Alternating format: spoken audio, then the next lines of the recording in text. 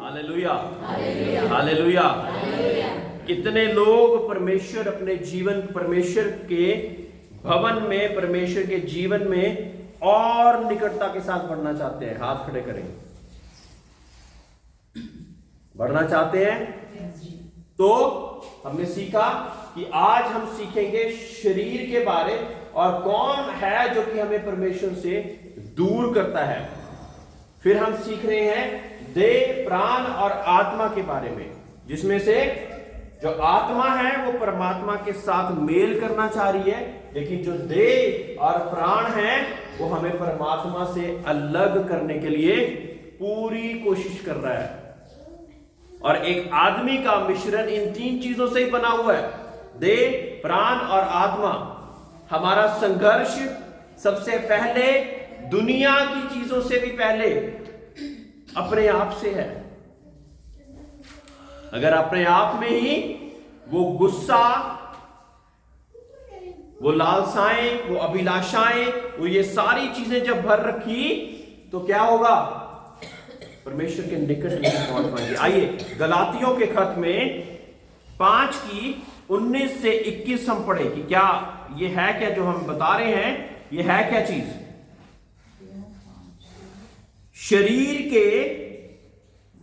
शरीर के काम तो प्रकट हैं, अर्थात व्यभिचार, गंदे काम, लुचपन, मूर्ति पूजा, टोना, झगड़ा, बैर, ईर्ष्या, क्रोध, विरोध, फूट, विधर्म, डाह, मतवालापन, लीला क्रीड़ा और इनके जैसे और काम हैं। इनके विषय में मैं तुमसे पहले से कह देता हूं कि जैसा पहले यह भी कह चुका हूं कि ऐसे ऐसे काम करने वाले परमेश्वर के राज्य के वारिस ना होंगे। Praise the Lord. ये सारे काम जो भी करता है वो परमेश्वर के राज्य का वारिस नहीं हो सकता। मैं दोबारा बता देता हूं, गलातियों का खत जो कि पौलुस प्रेरित ने लिखा, उसके 5 अध्याय की 19 से लेके 21 तक वो कार्य, वो सारे काम लिखे गए हैं। और मेरे प्रियो, ऐसे बहुत कम व्यक्ति हैं जो कि जिनमें ये सारे काम नहीं पाए जाते। इसका मतलब किसी के पास मतवालापन है तो किसी के जीवन में क्रोध है, किसी के जीवन में ढाह है, किसी के जीवन में व्यभिचार है, किसी के जीवन में मूर्ति पूजा है, कोई टोना करता है, कोई बैर रखता है, कोई झगड़ा करता है, कोई ईर्ष्या रखता है, कोई फूट डलवाने का काम करता है, लीला क्रीड़ा। मोबाइल में देखते रहते हैं ना, बचपन से ही आदत डाल देते हैं बच्चे को, छीन लेंगे मोबाइल तो रोएगा। हाँ, तो आपको परमेश्वर ने किस लिए बनाया? ताकि आप अपना और अपने बच्चे का परमेश्वर की नजदीकी में बढ़ाएं। आप क्या कर रहे हैं? रोएगा, इसको मोबाइल देना पड़ेगा। वो अमीर हो गरीब हो, सारे परिवारों में मैं जाता हूं, यही हाल है, कोई फर्क नहीं है।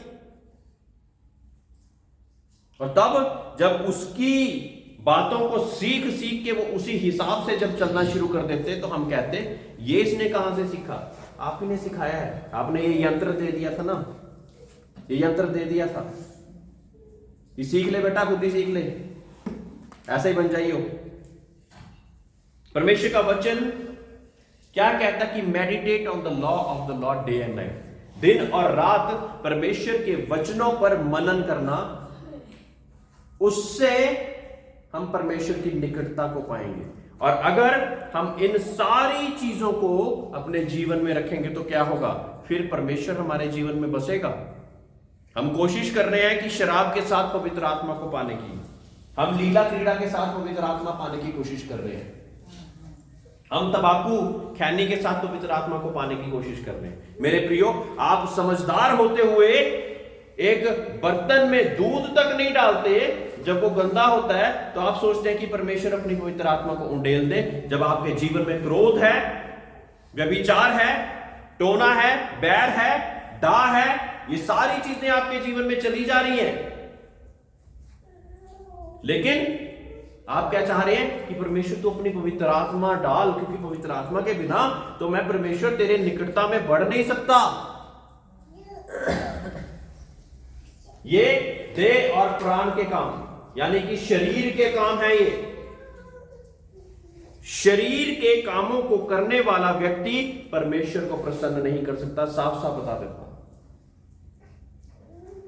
अपनी आत्मिक उन्नति करेंगे और देह और प्राण को कंट्रोल करने के लिए पवित्र आत्मा मांगेंगे, तो आप परमेश्वर के निकट, परमेश्वर की हजूरी के और करीब बढ़ना सीख जाएंगे। तब जब टेम्पटेशन आएगी, आपको परखने के लिए जब टेम्पटेशन आएगी, तो फिर आप खरे निकलेंगे। कई लोग गुस्सा कहते हैं मुझे आता नहीं, लेकिन कई व्यक्तियों पर मुझे बहुत ज्यादा गुस्सा आया, यानी कि जड़ से मिटा नहीं। अभी मैं कभी कभी लीला क्रीड़ा का शिकार हो जाता हूं, यानी कि जड़ से नहीं मिटा। मैं कभी कभी डा कर लेता हूं, ईर्ष्या कर लेता हूं, वो व्यक्ति तो है ही इतना बुरा, इसके लिए उसके साथ तो होना ही ऐसा चाहिए। ये आपने नहीं डिसाइड करना, इस चीज का निर्णय आपने नहीं लेना है कि क्योंकि उसने मेरे साथ ऐसा करा इसलिए मैं भी उसके साथ ऐसा ही करूंगा। मेरे प्रियो, वचन में यह लिखा हुआ कि अगर आप अपने साथ अच्छा करने वालों के साथ ही अच्छा करते तो कोई अच्छा बहुत बड़ा काम नहीं कर रहे। जो चोर डाकू है ना, वो हमसे भी ज्यादा ऐसा करते हैं। चोर डाकू जो है ना, वो जिसके साथ खड़े हो जाते हैं वो हो जाते हैं। जहां पे आप नहीं खड़े हो पाएंगे वो कहेंगे हम खड़े हैं, तो आप उनसे बढ़कर कैसे हो जाएंगे? जब आप जो आपके साथ बुरा करते हैं उनके साथ भी अच्छाई करना सीख जाएंगे। Praise the Lord. आत्मा से भरे होंगे तो ऐसा कर पाएंगे, है ना। पिछले से पिछले 2 सप्ताह हमने क्या सीखा? परमेश्वर के प्यार के बारे में सीखा था, है ना। एक बड़ा मर्तबान में लेके आया था, उसमें परमेश्वर का प्यार उड़ेला। बिना प्यार के आप छनछनाती हुई झांझ और ठनठनाता हुआ पीतल की तरह, है ना। और जब परमेश्वर का प्यार उड़ेला गया तो क्या हुआ? वो पीतल वही था, लेकिन बज नहीं रहा था, है ना। था ऐसा, याद है? हाँ, ये सारी चीजें मैं करता रहता क्योंकि कुछ बात तो माइंड दिमाग में रहे। तो जब परमेश्वर का प्यार नहीं है तो हल्का सा भी कोई ऐसे हल्का सा छेड़ देगा तो क्या होगा? हैं? फटाफट से उसका जवाब देने के लिए हम रेडी हो जाएंगे, उसका जवाब देने के लिए हम तत्पर रहेंगे। लेकिन ये सारी चीजों को जब निकाल के हम परमेश्वर के अनुसार चलना सीख जाएंगे तो क्या होगा? तब हम परमेश्वर के बेटे और बेटियां कहलाएंगे।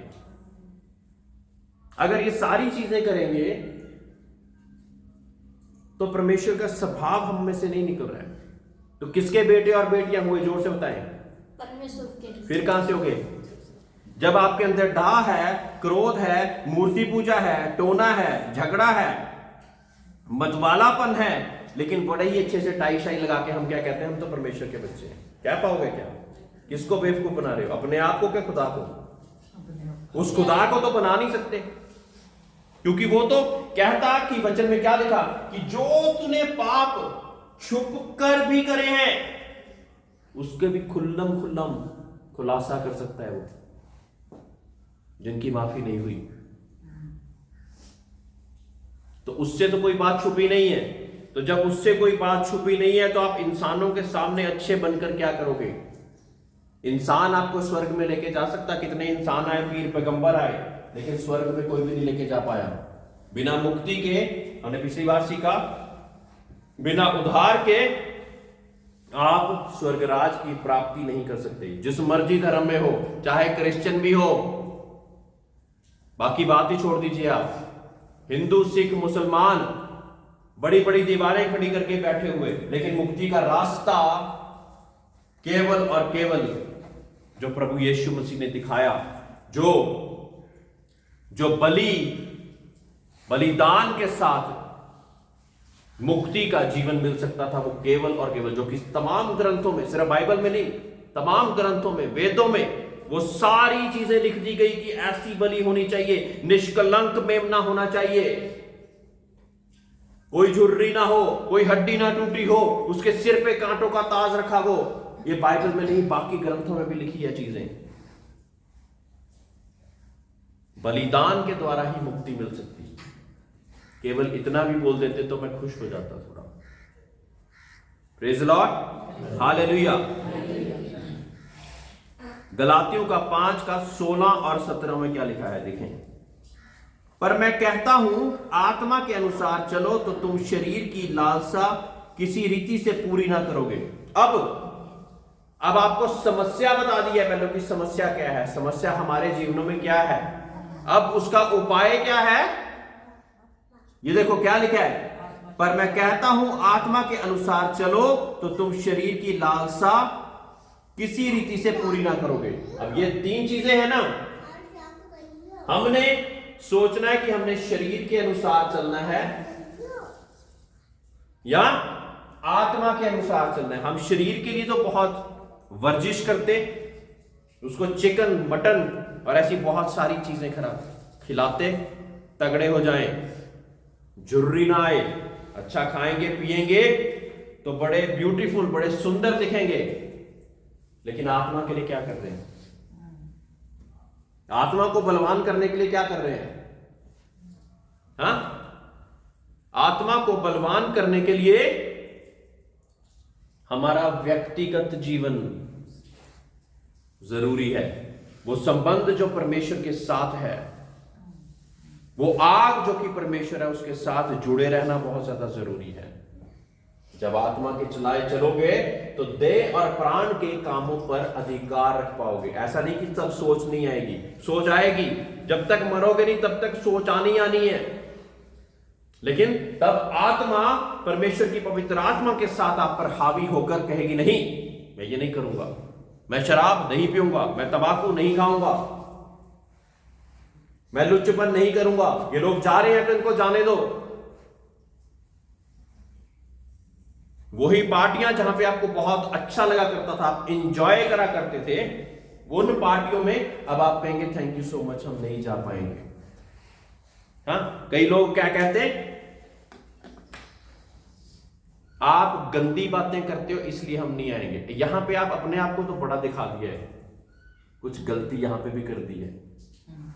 आप जा तो नहीं रहे, बहुत अच्छा कर रहे हैं, लेकिन दूसरे को क्या कह रहे हैं आप कि तू गंदी बातें करता रहा, मैं तो नहीं करूंगा। मेरे प्रिय, परमेश्वर के कलाम में 2 लोग प्रार्थना करने के लिए पहुंचे। एक चुंगी लेने वाला था और एक अपने आप को धर्मी जन कहता था, वो गया। और धर्मी जन क्या कह रहा है, उसकी तरफ देख रहा है, मैं उस चुंगी लेने वाला जैसा नहीं हूं, मैं प्रार्थना करने वाला व्यक्ति हूं, उपवास रखने वाला व्यक्ति हूं, और मैं परमेश्वर तेरे भवन के लिए दान दसवंत निकालने वाला व्यक्ति हूं। और कहते कि जो दूसरा व्यक्ति था ना, जो चुंगी लेने वाला था, कहते कि पूरी तरह परमेश्वर की भवन की ओर आंखें भी नहीं उठा रहा। और क्या कह रहा, परमेश्वर मुझ पे दया कर, मैं पापी हूं, मुझ पे दया कर, मैं पापी हूं, मुझ पे दया कर। उस भवन से संतुष्ट होके पता कौन लौटा? चुंगी लेने वाला। प्रार्थना किसकी कबूल हुई? उस चुंगी लेने वाले की। आप दोष लगाकर अपने आप को अच्छा बनाना चाह रहे हैं, ये परमेश्वर नहीं सिखाता। यीशु मसीह ने ये चीज नहीं सिखाई। बता दो कहीं पे अगर सिखाई है तो।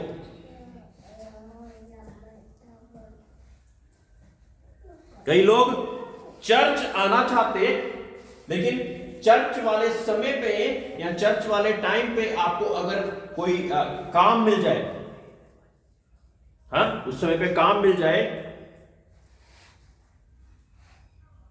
तो बड़े गुस्से से अगर वहां पे से होके अपने ठेकेदार को, अपने मैनेजर्स को वहां से हम निकले और कहें, क्या कहें, मैं चर्च जा रहा हूं, मैं आज तुम्हारा काम नहीं कर सकता, बहुत बढ़िया कर दिया है ना, परमेश्वर के राज में आप कबूल हो गए है ना। चर्च जा रहे हो आप हैं? स्वभाव, आपका स्वभाव, आपका स्वभाव वो चीज है, वो बाइबल है जिसको दिन रात लोग देखते रहते, पढ़ते रहते। चर्च के आने से पहले, चर्च आने से भी पहले वो देखते कि इसके जीवन में ऐसा क्या है कि इसको कोई परेशान ही नहीं कर पा रहा है।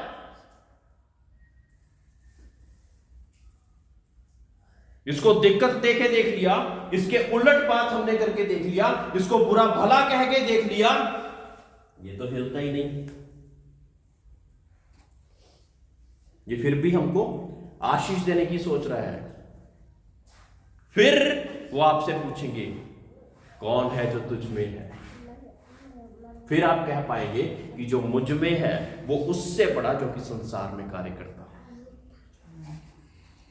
मेरे प्रियो, हम चलते फिरते, हमारे बोलने से भी पहले चलते फिरती गवाही है। परमेश्वर के वचन में क्या कहता है कि जीवती पत्रियों के अनुसार चला। हाँ, हम जीवती पत्री कैसे बनेंगे? हमारे अंदर में से तो बहुत सारी ये सारी चीजें निकलती, बुरे बुरे काम, बुरी बुरी चीजें, और हम फिर कहते हम तो परमेश्वर को, सच्चे यहोवा को मानने वाले व्यक्ति हैं। गवाही कैसी जा रही है परमेश्वर की? क्या जैसे परमेश्वर सोचा करता था? क्या जैसे वो चला करता था? क्या जैसे वो जवाब दिया करता था वैसा हम कर रहे हैं? चर्च में तो आ गए, लेकिन ऐसा जवाब देके आए कि वो कहता है कि ये कैसे बंदे हैं, बड़े ही कठोर हैं, बड़ी ही नम्रता के साथ। मेरे प्रियो, वो आपको ना तनख्वाह दे रहे हैं, दिहाड़ी दे रहे हैं वो। हाँ, तो उनके साथ आप कैसे बात करेंगे? हो सकता है कि अगले दिन आपने उनको ही परमेश्वर के बारे में बताना हो। कहते तो उसने कहना कि तेरे को बोलने की तो अकल नहीं है, तू हमसे क्या बात कर रहा है? हमको परमेश्वर सिखाने आया है? तेरे को बात करने की अकल नहीं है और तू हमको परमेश्वर करने आया है, जा दूर हट जा। लेकिन जब दूसरी तरह का स्वभाव रखेंगे तो अपने आप से पूछेंगे क्या है तुझ में जो कि तू उदास नहीं होता, परेशान नहीं होता। तेरे साथ बुराई भी कर लो तब भी तू हमारे लिए अच्छाई करने के लिए रेडी होता है। मेरे प्रियो, ये जीवन जीना आसान नहीं है, मैं कह देता हूं।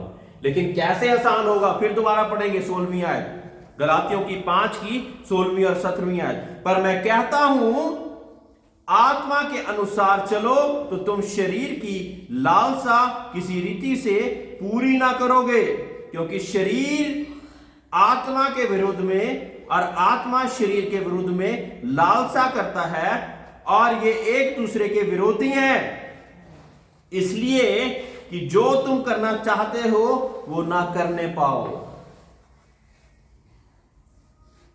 आपको खुद नहीं पता कि आप ही के उसमें 2 ऐसी चीजें हैं जो कि आपके विरुद्ध चलना, आत्मा के विरुद्ध चलना चाहती है। यानी कि शरीर, हमारा शरीर कहेगा दुआ ना कर, सो जा।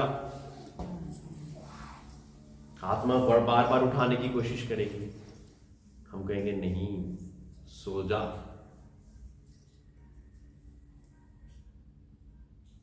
बार बार आपकी आत्मा को बलवान करने के लिए, यहां पे हम किस लिए आते हैं? अपनी आत्मा को बलवान करने के लिए, है ना। मैं आपको बहुत सारी चीजें नहीं खिलाता, है ना, कभी कभी खाना खिला देता हूं, लेकिन आत्मा की खुराक के लिए मुझे यहां पे रखा गया है ताकि आत्मा बलवान हो सके, हमारी आत्मा बलवान हो सके और शरीर के विरुद्ध पर आत्मा चलती है और आत्मा के साथ ही परमेश्वर का पवित्र आत्मा संपर्क बनाता है। Praise the Lord. अब एक और चीज आपको देखनी बहुत ज्यादा जरूरी है। तो जो दुष्ट, जो कि दुनिया में रहने वाला, आसमान से गिराया हुआ फरिश्ता लूसीफर, शैतान जिसे कहा जाता है, वो किस पे अटैक करेगा? इन तीनों चीजों से बताएं, आत्मा पे, प्राण पे या देह पे। जब उसने अटैक करना होगा, किस पे अटैक करेगा? देह पे और प्राण पे, आपके शरीर पे, यानी कि क्योंकि शरीर ही है जो कि उसके अनुसार चल सकता। तो वो पता क्या करेगा? तरीका बताता हूं। क्रोध इतनी सी बात होगी ना, उसको इतना बड़ा बना देगा, ताकि परमेश्वर की आत्मा की ओर तो आप ध्यान ही ना दो और इसी चीज में उलझे रहो। बड़ा खुश हो रहा होता है, फिर ठहाके मार मार के हंस रहा होता है और परमेश्वर को कह रहा होता है, देख तेरी सर्वश्रेष्ठ सृष्टि। तो कहता है कि तेरी सर्वश्रेष्ठ सृष्टि यानी कि इंसान मेरी उपासना करेगा। मेरे प्रिय परमेश्वर को आप बहुत ज्यादा भरोसा है आप पे, इसलिए दो चीजें ऐसी दे दी हमारे शरीर में और एक चीज उसकी दी है। दो चीजें ऐसी हैं जो कि आत्मा के विरुद्ध चलती रहेंगी, लेकिन हमने पवित्र आत्मा के द्वारा अपनी आत्मा को बलवंत करके इन दोनों चीजों पे, यानी कि अपनी शरीर की लालसाओं पे विजय पानी है। निरंतर, एक दिन का काम नहीं है, निरंतर विजय पानी है। हमारा सास, हमारा ससुर कुछ भी बोल दे, परमेश्वर आपको आशीष दे। हमारे काम जो हमसे लेते हैं वो तरह तरह की बातें हमको बोल दे, परमेश्वर आपको आशीष दे। दिल से बोलना है, ये नहीं कि पास्टर जी ने सिखा दिया था। पहले ऐसा बोलना सीखेंगे, तब एक बारी ऐसा भी आ जाएगा कि दिल से बोलना शुरू हो जाएंगे। ऐसे ही प्रार्थना का भी है। एक तो दिन आपको बहुत कठिनाई होगी जब आप अपने शरीर के विरुद्ध चलेंगे, अपनी सुस्ती, लापरवाही, अपनी रिजाई को छोड़ नहीं पाएंगे। लेकिन जब उसके विरुद्ध चलते रहेंगे लगातार, यानी कि शरीर की लालसाओं के विरुद्ध लगातार चलते जाएंगे, तो आत्मा बलवंत होती जाएगी। Praise Lord, praise Lord. तब आत्मा आपकी बलवंत होती जाएगी और शरीर पर विजय पाती जाएगी, और आत्मा बलवंत हो जाएगी तो परमात्मा से मेल कर पाएगी। Praise Lord, praise Lord. आत्मा बलवान होगी तो परमात्मा से मेल कर पाएगी, वैसे नहीं शरीर ने यही रह चलना। जवाब देने कौन जाएगा? जब सबका न्याय होना, मेरा और आपका न्याय होना, तो वहां पे कुछ तो ऐसा होना चाहिए जो कि परमेश्वर के अनुसार। हाँ, गलातियों का 5:13 में क्या लिखा है, ये देखें। हे भाइयों, तुम स्वतंत्र होने के लिए बुलाए गए हो। किस लिए बुलाए गए हो? है ना? और ये स्वतंत्रता किसने दी? परमेश्वर ने। यीशु मसीह के नाम से आपको स्वतंत्रता मिली है। जिसको बेटे ने आजाद किया वो वाकई में आजाद है। He whom the Son sets free is free indeed. Praise the Lord.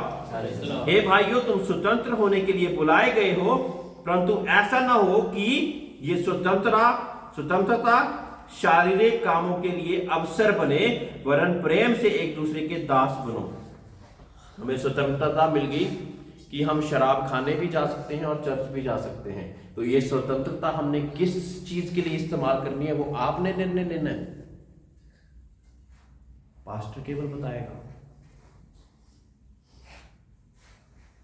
किसी ने क्रोध का इतना ज्यादा हमारे बीच में बीज बो दिया, बार बार हमारे साथ बुराई करता रहा, हमने उसके साथ क्या करना है ये आपने सोचना है।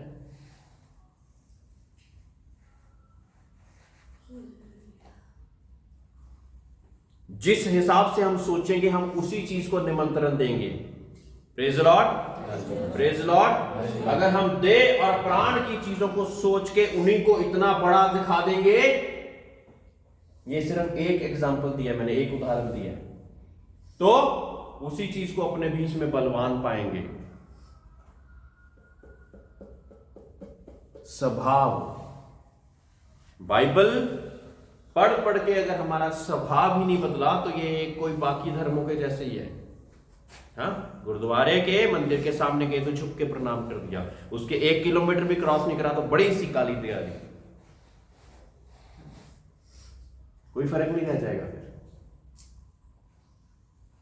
अगर फर्क देखना चाहते हो तो स्वभाव को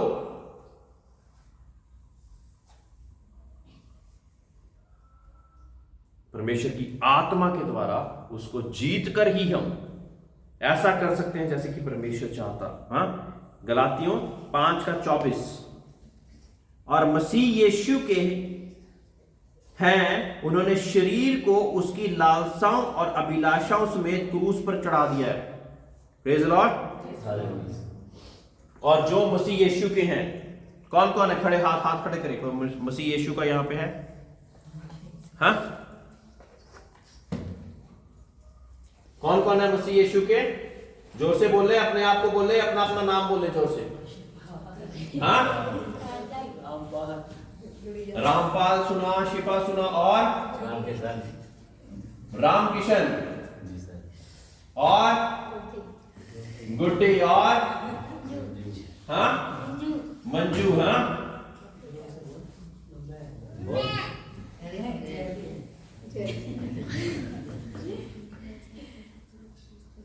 दोबारा पढ़ेंगे हैं 5:24 को दोबारा एक बारी पढ़ते हैं।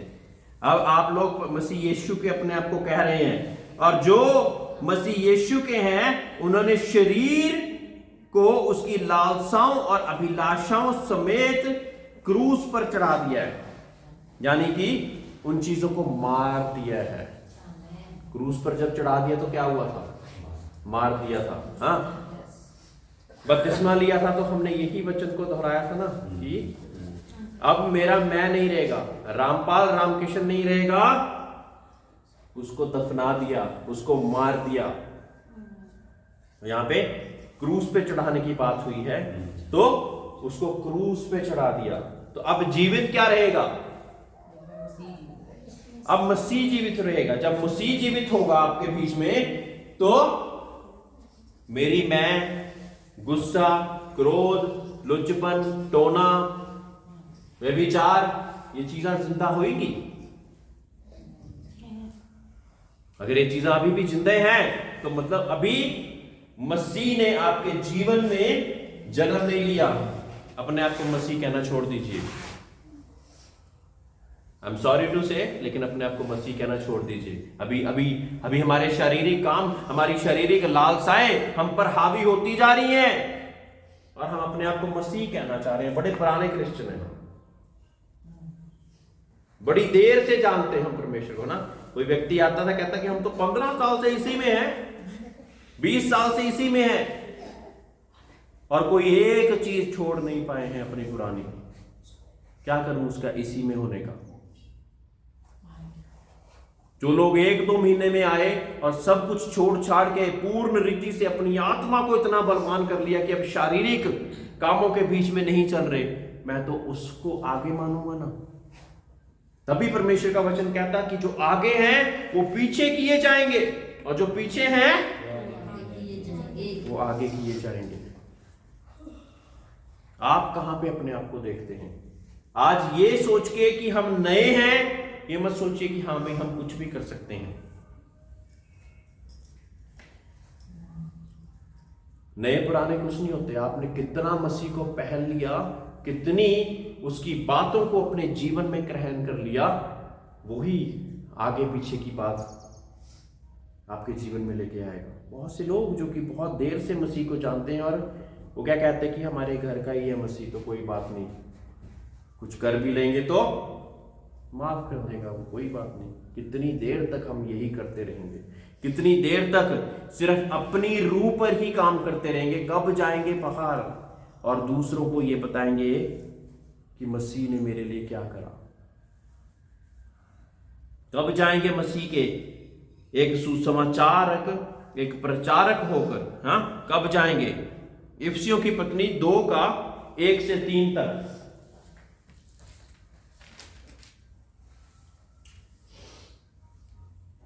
उसने तुम्हें भी जिलाया जो अपने अपराधों और पापों के कारण मरे हुए थे। अब वो सारी चीजें जब हमारे अंदर होती तो हम एक तरह से जीते हुए भी एक मृतक होते हैं, क्योंकि अनंत काल का जीवन हमारे जीवन में नहीं होता है।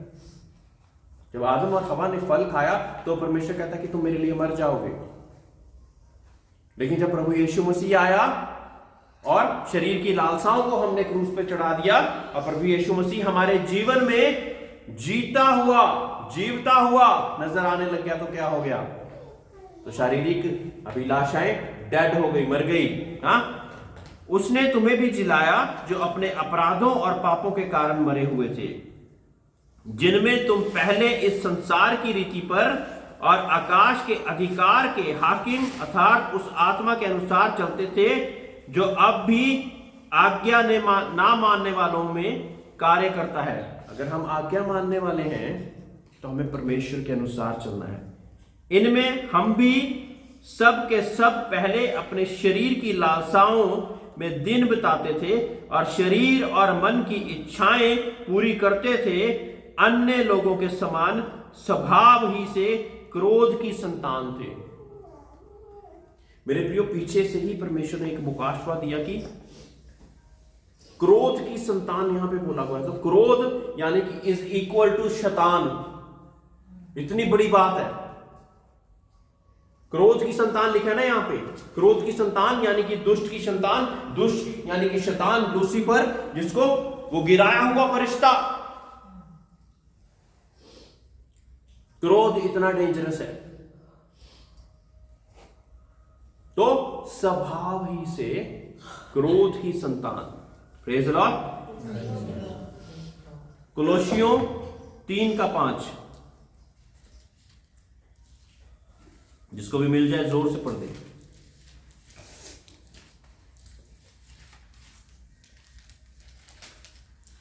इसलिए अपने उन अंगों को मार डालो जो पृथ्वी पर हैं, अर्थात व्यभिचार, अशुद्धता, दुष्कामना, बुरी लालसा और लोभ को जो मूर्ति पूजा के बराबर है।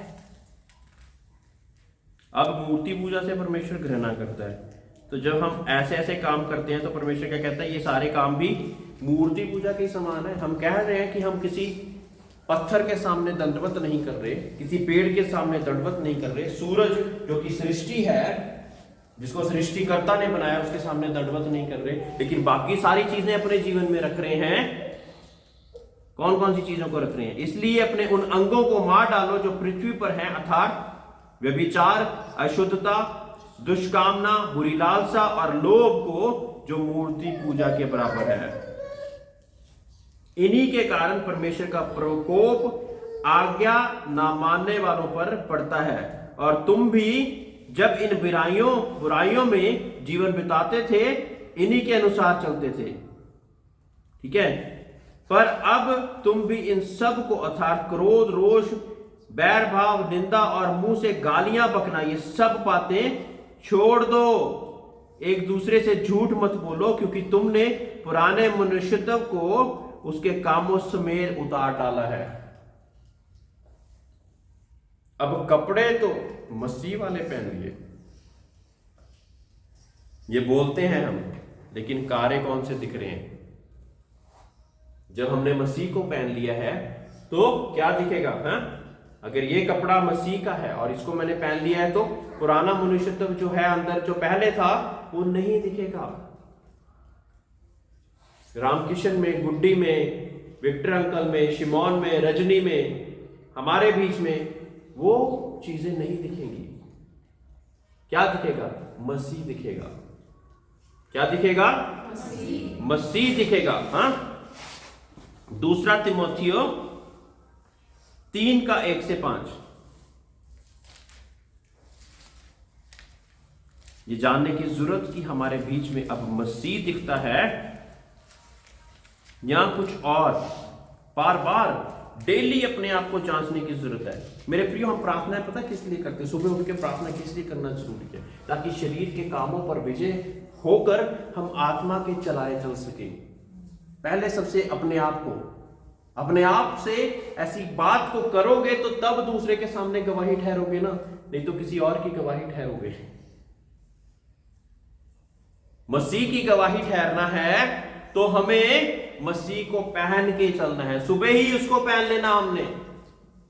हाँ, कितने बजे पहन लेना? सुबह ही। दूसरा तिमोथियो 3:1-5। पर यह स्मरण रख कि अंतिम दिनों में कठिन समय आएंगे, क्योंकि मनुष्य स्वार्थी, लोभी, डींगमार, अभिमानी, निंदक, माता पिता की आज्ञा ना मानने वाले, टालने वाले, कृतघ्न, अपवित्र, दया रहित, क्षमा रहित, दोष लगाने वाले, असंयमी, कठोर, भले के बैरी, विश्वासघाती, ढीठ, घमंडी और परमेश्वर की नहीं वरन सुख विलास ही के चाहने वाले होंगे। वह भक्ति का भेष तो धरेंगे, पर उसकी शक्ति को ना मानेंगे। ऐसों से परे रहना। कहां रहना है ऐसों के साथ? हम भी चर्च जा रहे हैं, तुम भी चर्च जा रहे हो, वहां पे करके क्या आ रहे हैं? मीटिंग खत्म होने का इंतजार कर रहे हैं कि कब हम एक दूसरे की बुराई कर सकें।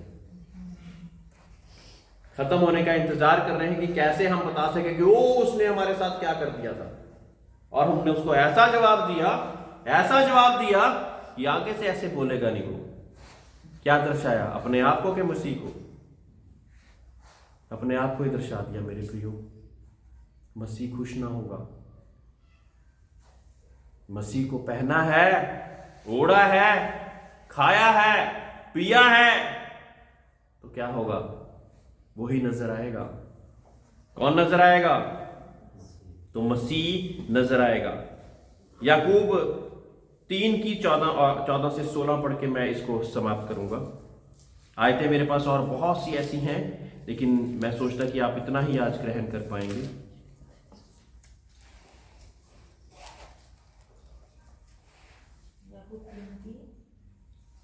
हाँ जी, 3:14 से लेके 16 तक।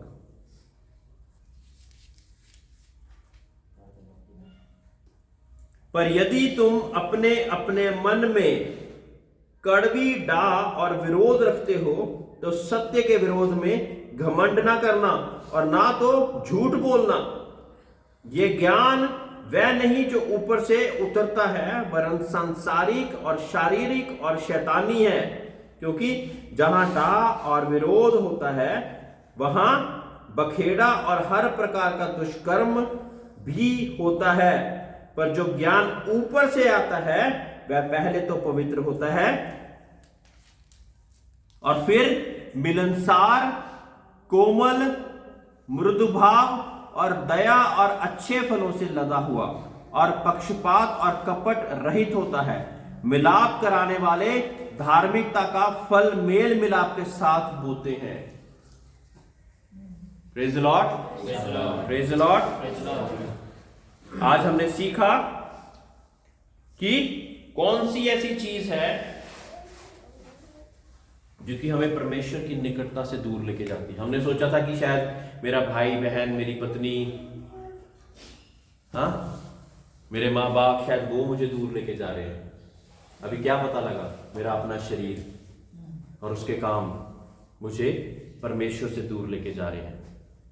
और हमने क्या सीखा कि अगर मैंने उसको दूर करना है और परमेश्वर के निकट होना है, ये संक्षेप बता रहा हूं मैं, तो हमें परमेश्वर की आत्मा को ग्रहण करना पड़ेगा, अर्थात पवित्र आत्मा की दिन और रात हमने चाह करनी है। कब?